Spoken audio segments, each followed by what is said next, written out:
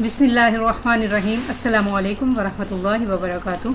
आज की वीडियो शुरू करने से पहले मैं आपको ये बता दूं कि अगर आप मेरे चैनल पर नए हैं तो चैनल को सब्सक्राइब करें, ज़्यादा से ज़्यादा कमेंट करें। अगर वीडियो अच्छी लगे तो मुझे मेरे चैनल को सब्सक्राइब भी कर लें, ताकि हर जो है इस्लामिक तालीमात के हवाले से, वाक़यात के हवाले से और कुछ ऐसे का तज़किरा है जो इंसान और अल्लाह के दरमियान मोहब्बत और कुर्बत का ज़रिया बन जाता है। ऐसी वीडियोस को जानने के लिए, सीखने के लिए, इल्म हासिल करने के लिए बेल आइकन ऑन करें, ताकि सबसे पहले जो है आने वाली वीडियो आप तक पहुँचे। जी, वीडियो को शुरू करते हैं। अल्लाह ताला ने कुछ वक़्त ऐसे बनाए हैं जिनमें कबूल होती है दुआ। इसी तरह इंसान के बाज़ हालात को भी अल्लाह ताला ने मकबूलियत दुआ के लिए मखसूस फरमाया है, जिनमें कोई दुआ रद्द नहीं की जाती। वो हालात हैं, वो हालात मैं आपको बताती चलूँ।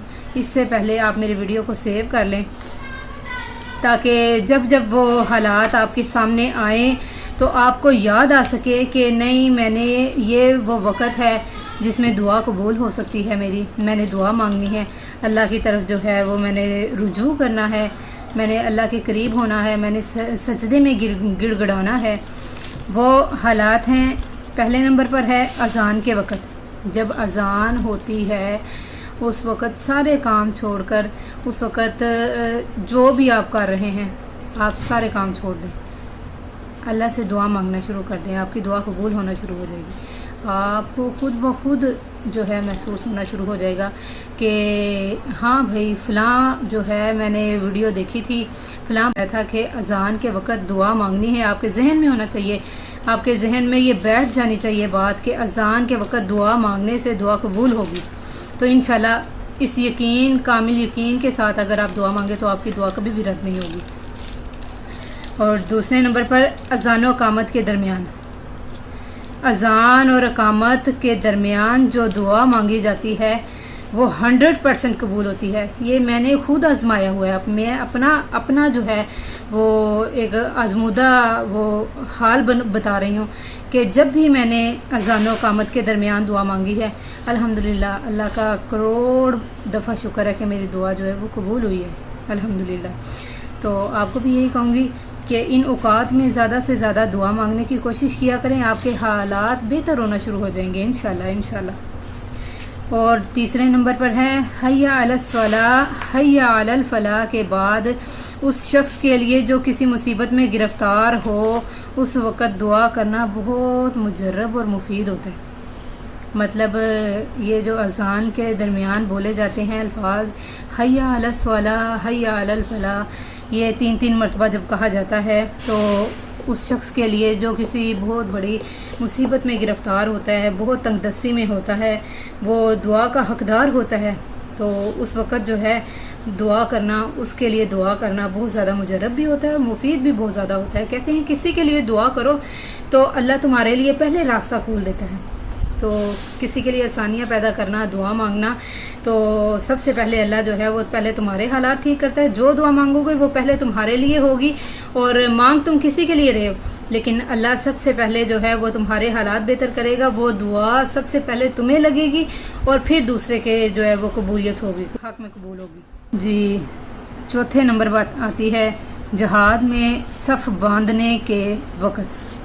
मतलब जब जहाद में लड़ने के लिए, जहाद किसी भी किस्म का हो, चाहे वो जहाद खुद के साथ हो, जहाद लड़ाई के वक़्त हो, या किसी भी किस्म का जहाद हो, जहाद में सफ़ बांधने के वक़्त भी दुआ कबूल होती है। और पाँचवें नंबर पे जहाद के वक़्त जो घुमसान की लड़ाई होती है, जो उधम मचा होता है, बहुत ज़्यादा रश भीड़ होती है, उस वक़्त लड़ाई के वक़्त जो है वो दुआ किसी को याद नहीं रहती, तो उस वक़्त दुआ करना लाजमी है। ज़हन में रखें, दुआ लाजमी कबूल होगी। फ़र्ज़ नमाज़ों के बाद भी दुआ कबूल होती है। फ़र्ज़ नमाज़ों के बाद आयतल कुर्सी पढ़ें, 3 दफ़ा सूरत इखलास पढ़ें और फिर अल्लाह से गिड़गिड़ा कर जो है आप दुआ मांगें, इंशाल्लाह दुआ कबूल होगी।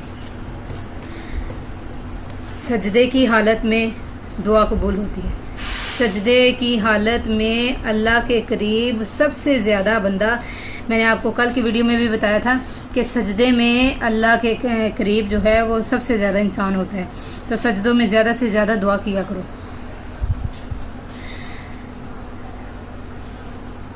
تلاوت قرآن کے بعد بالخصوص جب ختم القرآن ہوتا ہے اس کے بعد دعا مانگے تو تب بھی دعا قبول ہوتی ہے، اور بالخصوص پڑھنے والوں کی دعا بنسبت سننے والوں کی زیادہ قبول ہوتی ہے۔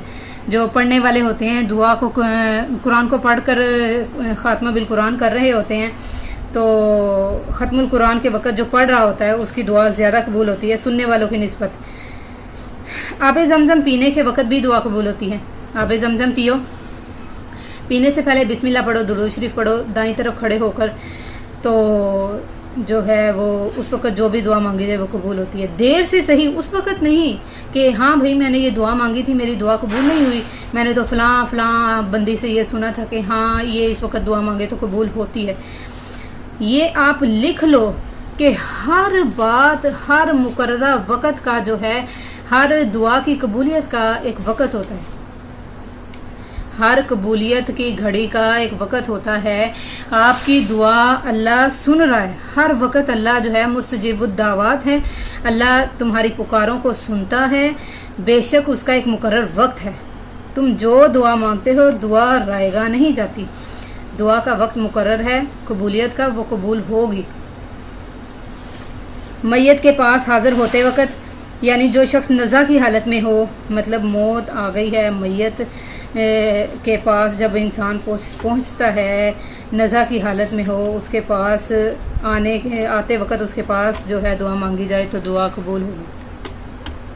مرغ کے آواز کرنے کے وقت دعا قبول ہوتی ہے، مسلمانوں کے اجتماع کے وقت دعا قبول ہوتی ہے، اور مجالس ذکر میں جو اللہ کا ذکر کرنے والی مجلسیں ہوتی ہیں ان میں بھی زیادہ سے زیادہ جو ہے دعا مانگا کرو۔ جب مجلسیں بیٹھتی ہیں اللہ کا ذکر کر رہی ہوتی ہیں اس وقت دعا مانگا کرو، تمہاری دعا لازمی قبول ہوگی۔ امام کے وَلَضَّالِّينَ کہنے کے وقت بھی دعا بہت زیادہ قبول ہوتی ہے۔ جب امام وَلَضَّالِّينَ کہتا ہے تو اس وقت جو ہے اگلا بندہ جو امام کے پیچھے جو کہنے والے ہوتے ہیں آمین تم کہو گے، جب امام وَلَضَّالِّينَ کہے اور تم آمین کہو تو اس وقت تمہاری دعا قبول ہوگی۔ اللہ تعالیٰ فرماتے ہیں، اس سے معلوم ہوا کہ اس موقع پر جو ہم دعا کہہ رہے ہیں، دعا سے کچھ بھی مراد لیا جاتا ہے، دعا سے مراد کچھ بھی لیا جا سکتا ہے۔ آمین کہنا بھی دعا ہے۔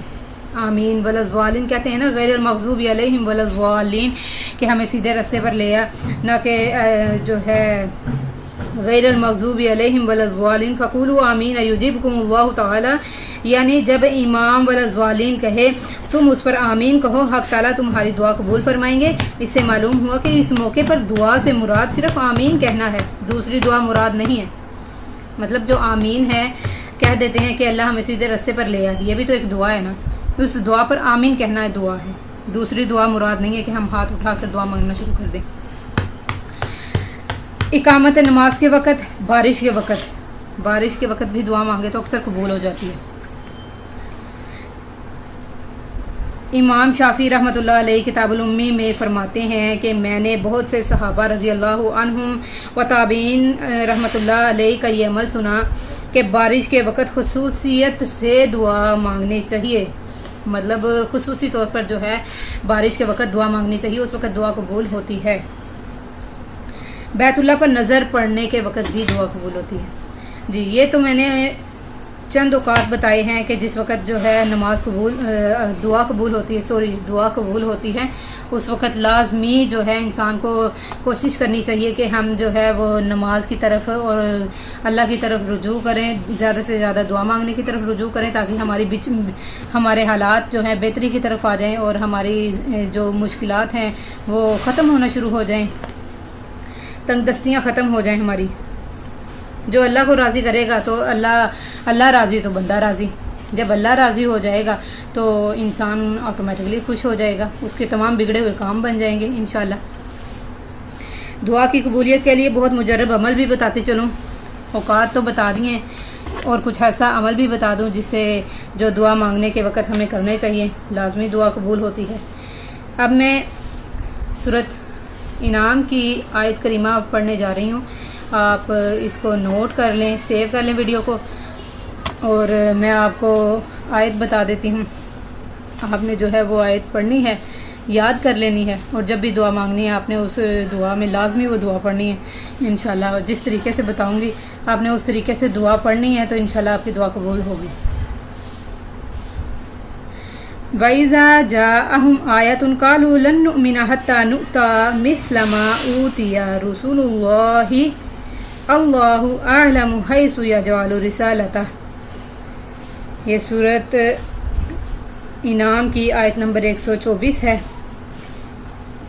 دونوں اسم کے دوران جو دعا کی جائے گی وہ دعا قبول ہوگی. جو اسم ہے نا رسول اللہ اللہ، مطلب دو اسم ہے اللہ کے اکٹھے، ان کے درمیان جب دعا مانگے تو وہ دعا قبول ہوگی. امام جزری فرماتے ہیں کہ میں نے ایک بار تجربہ کیا، بہت سے علماء نے اس کا مجرب ہونا منقول کیا. مطلب میں نے جب کہہ رہے ہیں کہ جس طرح مجھے بتایا گیا میں نے اس کے اوپر اس طرح عمل کیا تو میری دعا بارہا قبول ہوئی، تو میں نے اس کا معمول بنا لیا.